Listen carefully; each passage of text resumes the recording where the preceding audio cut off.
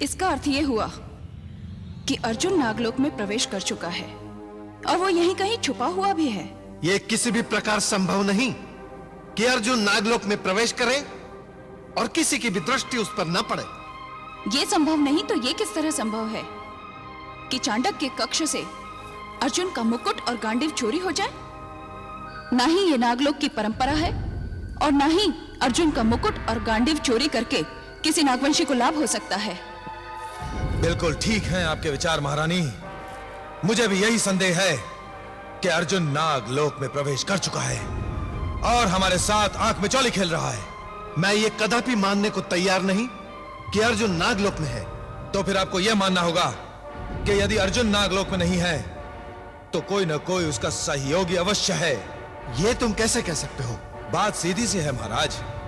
जैसा कि महारानी ने कहा कि अर्जुन का गांडीव और मुकुट चुराने से किसी नागवंशी को कोई लाभ नहीं हो सकता, फिर भी इन वस्तुओं की चोरी हुई है। अर्थात यह कार्य या तो अर्जुन ने किया है या किसी ऐसे व्यक्ति ने जो अर्जुन का सहयोगी है, जिसे अर्जुन से सहानुभूति है और जो अर्जुन का मित्र है।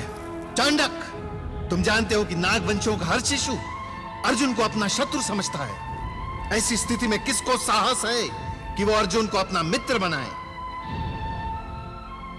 महारानी, उलूपी कहां है? बड़ी विचित्र बात है कि जब भी किसी गंभीर समस्या पर विचार हो रहा होता है वो उपस्थित नहीं होती।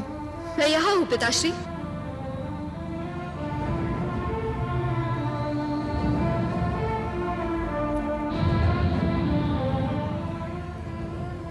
राजसभा में देरी से आने के लिए क्षमा प्रार्थी हूं पिताश्री। पर तुम थी कहां उलूपी? मैं तो अपने कक्ष में सो रही थी। सैनिकों की भागदौड़ से आंख खुली तो पता चला अर्जुन अपना गांडीव और मुकुट चुरा कर भाग गया है। बस मैं तो उसे ही ढूंढने निकली थी। पर यह विश्वास के साथ नहीं कहा जा सकता कि यह कार्य अर्जुन ने ही किया है या किसी और ने। तो और कौन इसका साहस कर सकता है?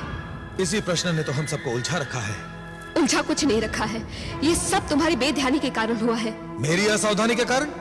वो कैसे? तुमने गांडीव और मुकुट कहीं असुरक्षित रख दिए होंगे। नहीं राजकुमारी, मैं उन्हें अपनी शैया के पास ही रखकर सोया था। फिर तो और लज्जा की बात है।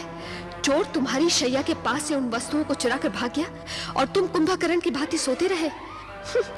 मैंने पहले ही तुमसे कहा था वो गांडीव और मुकुट मुझे दे दो, तुम उन्हें संभाल नहीं पाओगे।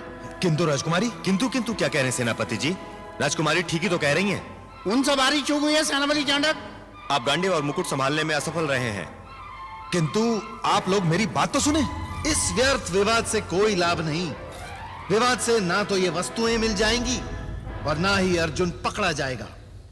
सैनिकों को आज्ञा दी जाए कि वो नागलोक का कोना कोना छान मारे और अर्जुन को जीवित या मृत पकड़कर हमारी सभा में प्रस्तुत करें।